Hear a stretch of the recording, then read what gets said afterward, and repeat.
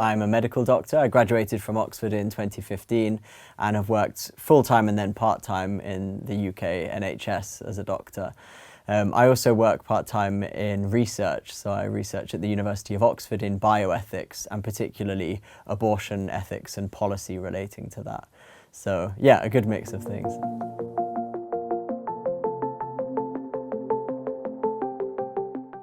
Yeah, well, this is a great question, and in many ways probably the most popular question people would ask on the question of abortion.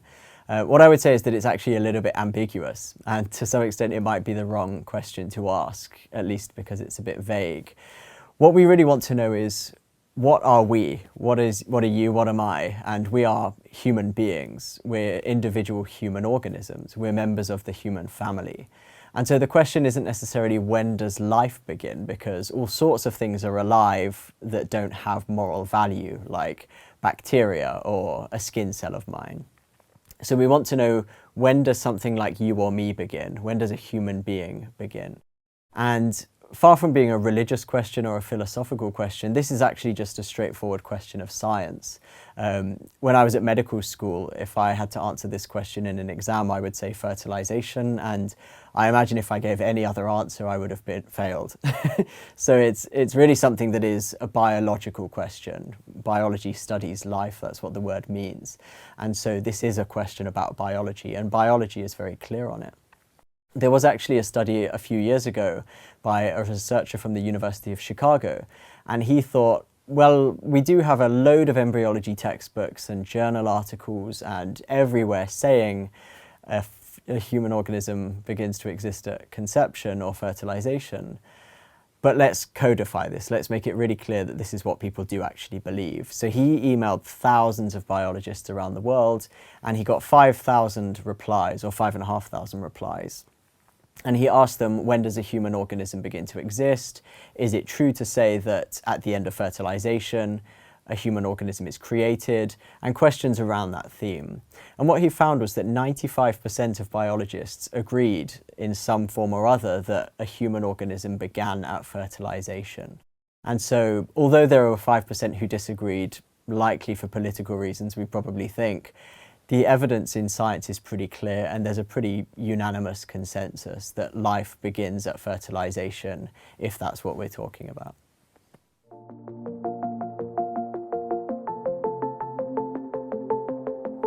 That's a great question, and I think it's one that a lot of people kind of come across. I think most people in Europe would say abortion in the first trimester is okay, and abortion in the third trimester is definitely not okay. And people are a bit more split about abortion in the second trimester. So this is really a common view, that there's a moral difference between them. It's not always explained what that difference is. Some people don't really, I guess, think about fetal development and don't have an idea about what changes in the second trimester or the third trimester. Now, of course, there are things that the baby achieves at certain points in development. So at 3 weeks after fertilization, the heart begins beating. At 6 weeks, brain waves are detectable. At 7 weeks, it can hiccup and suck and swallow. At 10 weeks, it's able to feel pain. Later in the pregnancy, they can do all sorts of things. They can remember songs and react if a song is played wrong. They can recognize their mother's voice. They can recognize their mother's accent. There was even a study showing that babies would come out of the womb crying in the particular accent that they had heard in the womb. So French babies came out crying in a French way, and German babies came out crying in a German way. I don't know how they judge this, but they're experts, and apparently this is a thing. But of course, those are all abilities, and we don't normally judge a person's value by their abilities. If we did that, some of us would be in a lot of trouble. Most of us have very different abilities. Some people can do pretty much anything. You've probably come across those people and hate them. Some people aren't able to do much at all.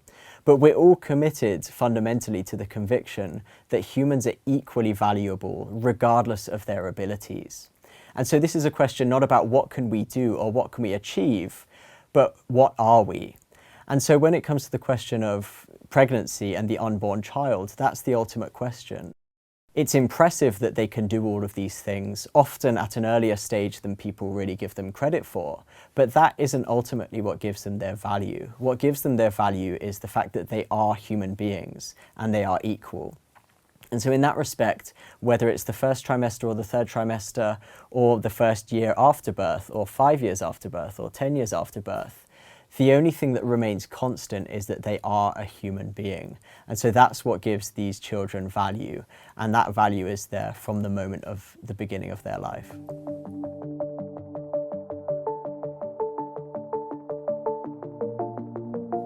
So all of us are committed to the idea of human rights.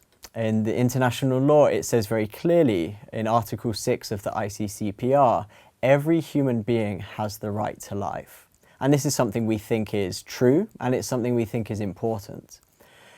And we also have to think about some of the implications of that. And in the same article of international law, it says, this right shall be protected by law. And I think most of us would recognise that if a right, or at least a fundamental right, isn't protected by law, in a way it's useless. If we said of the people who were victims of slavery in America in the 19th century, they have the right to be free, but that's not enshrined in law, it would be a meaningless right in some ways. We need laws not as a way of punishing people or as a way of restricting people from having fun or doing what they want to do, but we need laws to protect the vulnerable. And so the question then is, who is the vulnerable? Who is included in the scope of that? Well, international law says every human being. In the Universal Declaration of Human Rights, I think it says every member of the human family. And there have always been attempts to exclude some human beings from that. And what we've seen is that when some human beings are excluded from that legal protection and from that ethical protection, the consequences are devastating. When slavery was outlawed in the US, it wasn't a case of the government trying to control slave owners or undermine them or take away their rights, although that's how they saw it.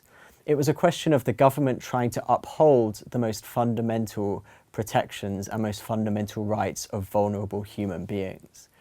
Now, what I'm not doing here is comparing people having abortions and slave owners as if they're morally equivalent. I'm not saying that at all. There are clearly some women who have abortions in very desperate situations where it's entirely understandable why they would choose to do that. In the case of slavery, it's much less easy to understand why someone would enslave another human being for profit or for help around the house or for far more trivial reasons. But still, the underlying reality is the same, which is that this is a human being, a vulnerable human being that needs protection. And sometimes protecting human beings means doing things that make life temporarily more difficult for other people. But what we come to realize is that after time, although there might be a temporary reluctance or a temporary distress, actually protecting the rights of human beings is the right thing to do, and people come around to it. This is something we see in the case of abortion. There's a recent study called the Turnaway Study, which is actually a study done by advocates of abortion who think that abortion is a human right and is healthcare and needs to be provided and needs to be legally accessible. And they studied, as a way of advocating for this, women who were denied abortions in the US. And what they found is that although quite a few women were distressed at being denied an abortion in the US, within just a week of being denied an abortion, nearly half of them no longer wished they could have an abortion. They were glad and relieved that they were continuing the pregnancy. By 5 years, by the time of the child's 5th birthday, 98% of the women said they were glad that they had the baby and happy that they had the baby, even though a fair number of them were distressed at initially being denied an abortion. And so I'm not saying that going through a pregnancy is always easy, certainly it's not, and there are some people who would find that process immensely difficult, though actually the majority come to terms with it very quickly. But my point is that firstly, we have to uphold the legal rights of the most vulnerable human beings. And secondly, that when we do that, when unborn children are protected, their mothers are also protected as well. And when you ask them eventually, are you glad that this situation happened? They say yes. 98% said they were happy that they had their baby. And that only came about because their baby's rights were protected in law.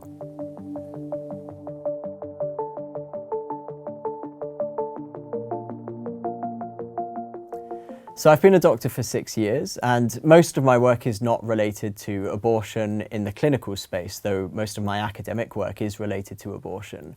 And over that time I've come across a number of women who have had abortions or are considering abortions, and so on.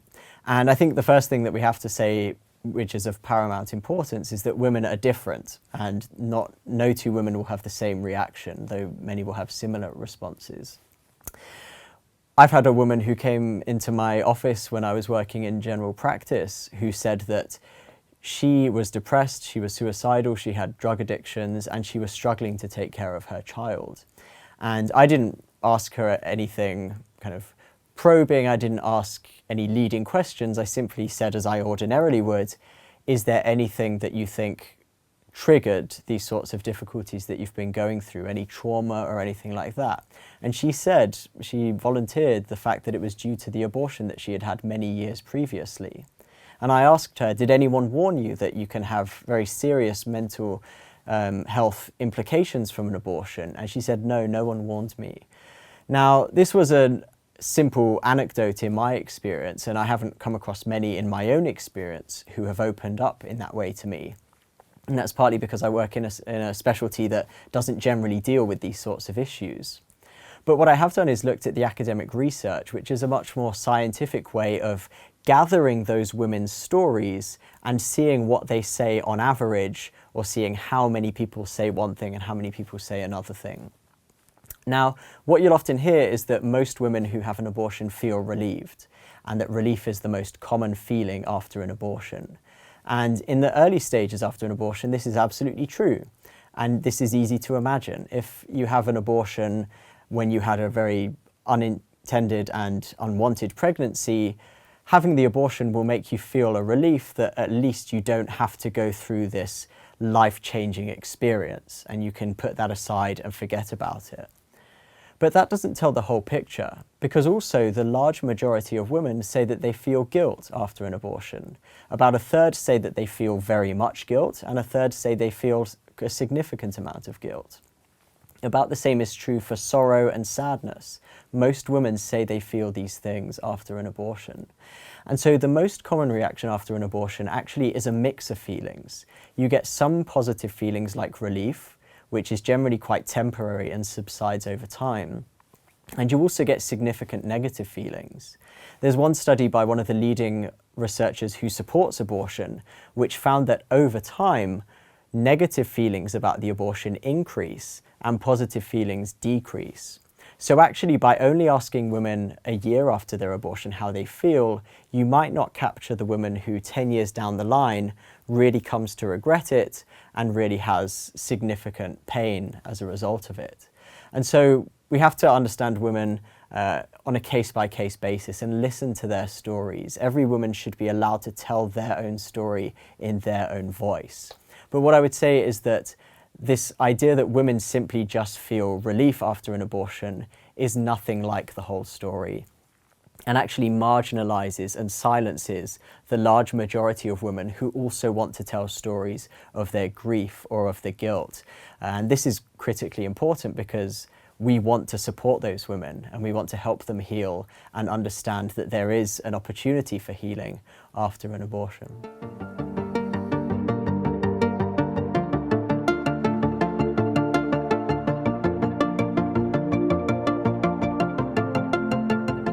So the standard line that you will hear on abortion and mental health is that there's no evidence, or there's insufficient evidence to show that abortion causes mental health problems. Now, I think there's actually a lot more evidence than that, and I've actually just written a paper which is being published on this topic. The first thing I'd say is that it's uncontroversial that some women have very significant mental health problems as a result of their abortion. In one study by one of the leading pro-abortion researchers, they found that 1.5% of women who had an abortion had abortion-specific post-traumatic stress disorder. Now that sounds like a very small percentage, but when you imagine in the US there are 1 million abortions every year, that means about 15,000 women will have abortion-specific post-traumatic stress disorder, an extremely distressing and difficult condition to deal with. So we know that some women have mental health difficulties, and often very severe mental health difficulties, as a result of their abortion, and no one disputes that. The more controversial question is, what is the average rate of mental health disorder after abortion compared with completing an unwanted pregnancy? Now, what surprises many people is that there's actually a fair consensus on this question as well. There's pretty much a consensus that the rate of anxiety after an abortion is higher than the rate of anxiety after completing an unwanted pregnancy, even when you take into account the woman's previous mental health, her socioeconomic status, any domestic abuse, her age, and all those other factors. When you keep them constant, women having abortions still have higher anxiety than women who complete an unwanted pregnancy. And the more abortions a woman has, the more that link becomes clear. And so it seems very clear that there is a causal relationship. Likewise, we know, and this is uncontroversial, that suicide is a condition which pregnancy protects very strongly against. Pregnancy and childbirth and having children are some of the strongest protective factors against suicide. Now, clearly abortion removes that protective effect, but it also seems to do more than that. Women who have abortions, even when you compare them with women who never get pregnant and women who continue an unwanted pregnancy, when you take into account all of those other factors, you still find that women who have abortions have higher suicide rates. Now, this is important because suicide is the leading cause of maternal death in many developed countries. And the evidence is now pretty clear that there's a causal link between abortion and suicide. And the best studies in existence, which are authored by pro-choice researchers, the work of David Ferguson from New Zealand, clearly says that abortion is linked with suicide, and this is probably a causal relationship. So this idea that the link between abortion and mental health has been debunked or refuted really doesn't stand up to what the latest science shows.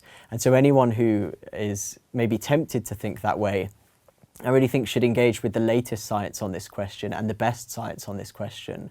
And they should come to realise that abortion really is linked with significant mental health problems.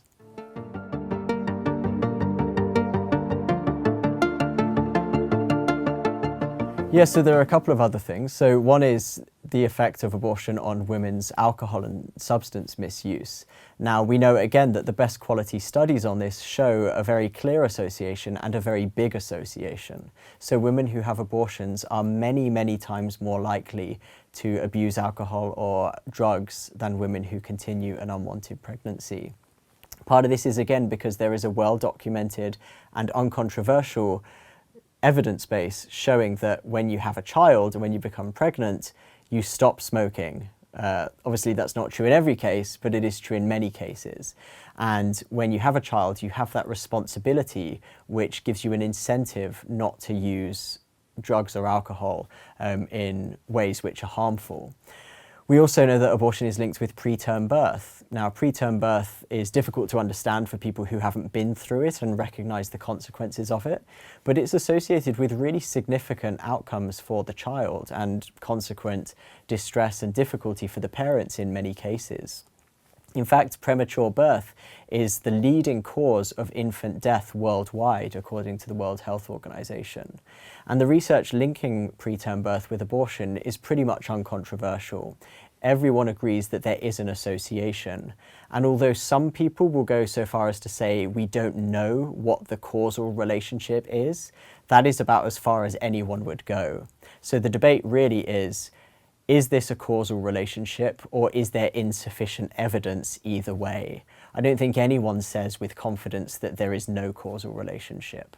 And my view is that the evidence is pretty clear that there is a causal relationship.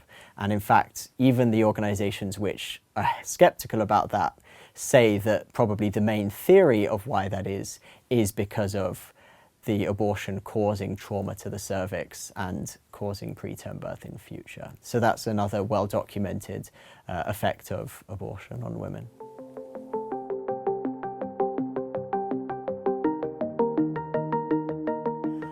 I would say firstly that I think in a way they're on the right lines, which is that they're not disputing that the unborn child is a human being, and they're not disputing that it's alive, because that's a mistake that I think many people make. They will say, we don't know when life begins, we don't know if it's alive, we don't know when it becomes a human. All of those questions are settled by biology. We know when it's a human being, we know when its life begins, and so on. But this person who would ask this question understands that there's maybe a difference between a human being and a person.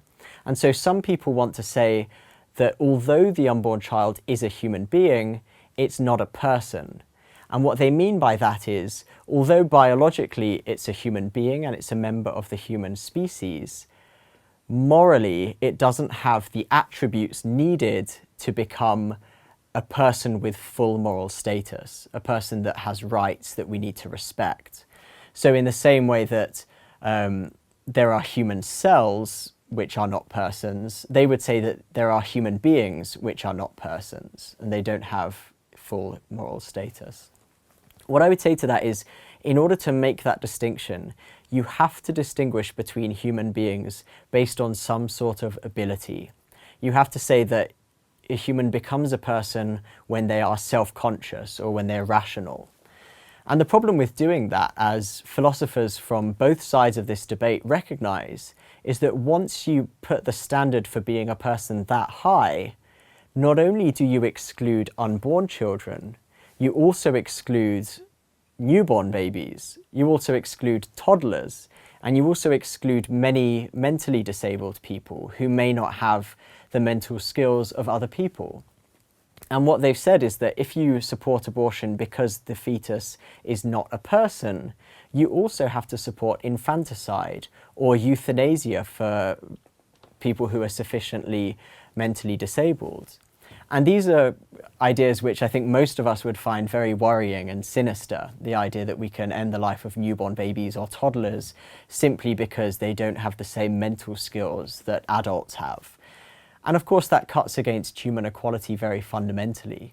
If we say that human equality is based on a mental capacity, then what about people with different levels of mental ability? They must have different levels of value. They can't be equal. And so once you get into talking about personhood and distinguishing that from human being, you have to say that we are no longer equal as a family of humans. You have to say that some people are worth more than others and that our value depends on our ability. Ultimately, the only thing that we all have in common is the fact that we are human beings. And so therefore it makes sense that the only plausible basis for human equality is the fact that we are human beings. And if that's true, then we have to include the unborn child as part of that, because we are people who want to follow the science and want to follow human rights wherever they lead us.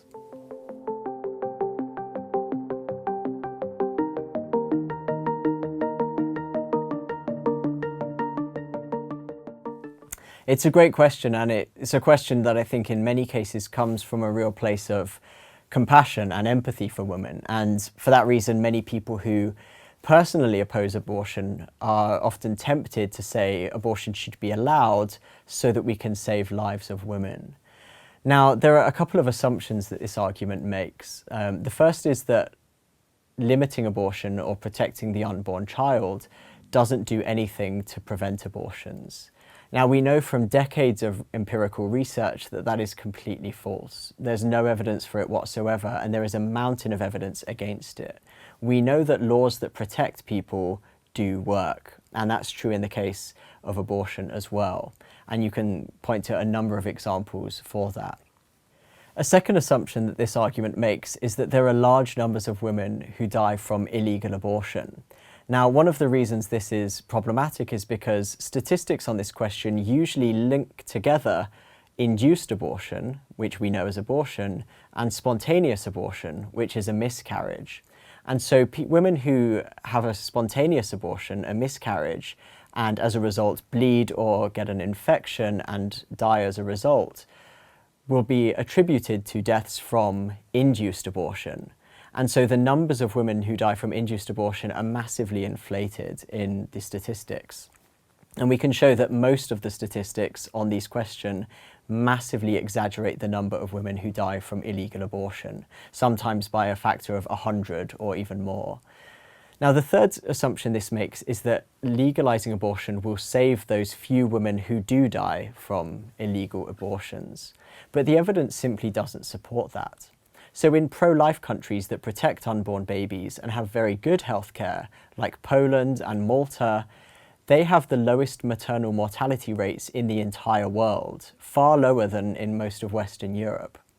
And likewise, in countries that have legalized abortion but have significantly worse healthcare, they still have large numbers of women dying from illegal abortions in Zambia or India or Mozambique or Ethiopia or South Africa.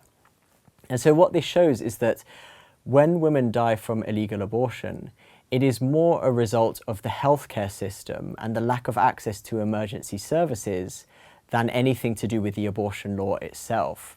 In fact, when you look at the impact of changing the abortion law, you find that there's no evidence that maternal mortality decreases as a result. Sometimes when you make abortion illegal, like in Chile or Poland, maternal mortality continues to decrease and fewer women die from abortions because that's just the natural trend. By contrast, in some countries like Ethiopia, when you legalize abortion, not only does the number of legal abortions increase, and therefore you expose more women to a risk, the number of illegal abortions also increased. So it's not that legalizing abortion suddenly gets rid of illegal abortion. In fact, in many countries, it makes the problem of illegal abortion even worse. And so what you find in Ethiopia is that when the law was changed, the number of severe complications from abortion actually increased. And so the problem of illegal abortion got worse when abortion was legalized. And there are a number of other similar examples. But for all those reasons, I'd say that laws protecting the unborn child are also laws protecting the unborn child's mother. And that should be our central priority and focus, protecting them both. And that is what countries like Poland and Malta have been able to do. They are at the forefront of the world in saving women during pregnancy. And that is because they have laws which uphold the value of both the mother and the unborn child.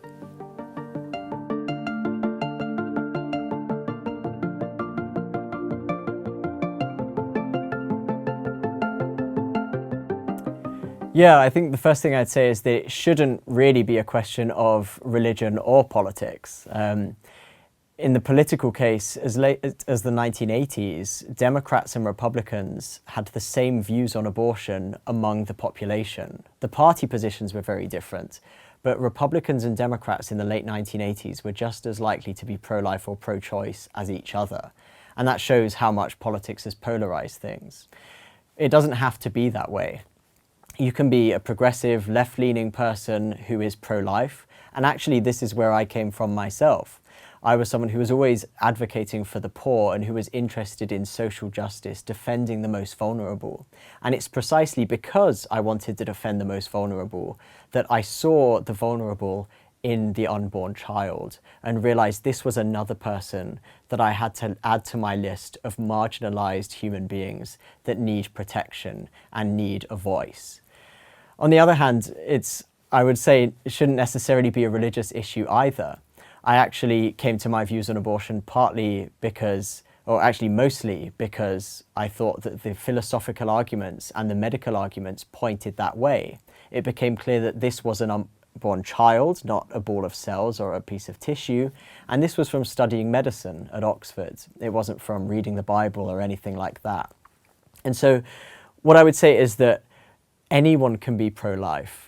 No matter your political views, no matter your religious views, anyone can and should be pro-life because the science supports it and because it's a fundamental question of human rights and human equality and a question that science can answer.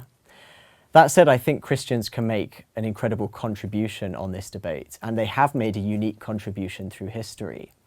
Many people think that if we just got the church out of politics, and if we just got rid of the Christian history and erased all the contributions Christianity made, we could have a nice, liberal, democratic society that upheld the rights of the most vulnerable. But historically, that's not how it worked. Before Christianity, you had not only abortion, but infanticide, and this was normally for women or for girls and for disabled people. And it's only because of Christianity, which said, this is a human being, this is a human life, life begins at conception, that we ever got rid of infanticide in the first place. And so Christianity contributed not only to the saving of newborn babies, it contributed to a culture which began to realize the value of women and disabled people in the same way. And now obviously it didn't, Christianity didn't manage to fully uphold the values of women throughout much of its history, but it pointed in the right direction and it made early steps towards that and revolutionized the culture.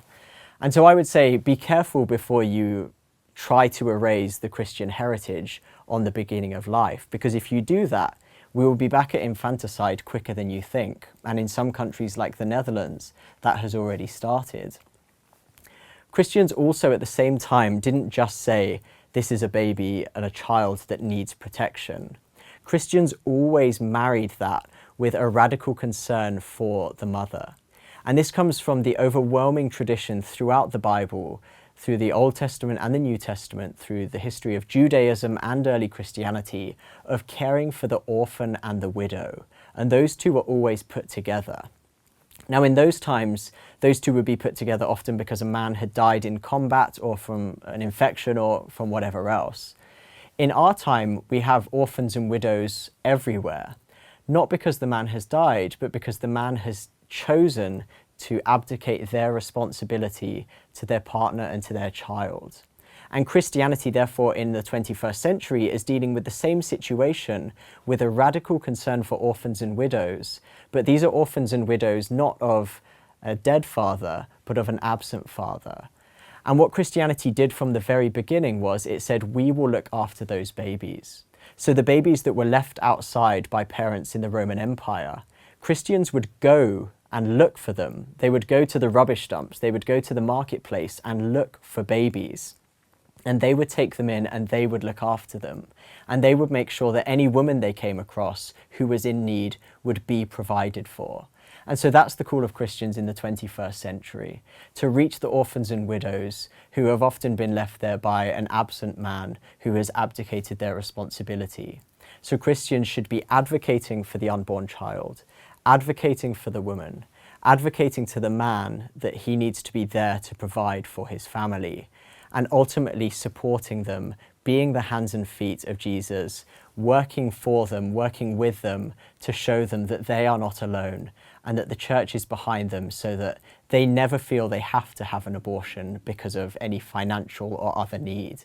There will always be the church there to look out for them and to look after them with money, with support, with accommodation, and ultimately with friendship, because that is the thing that people most need in these situations.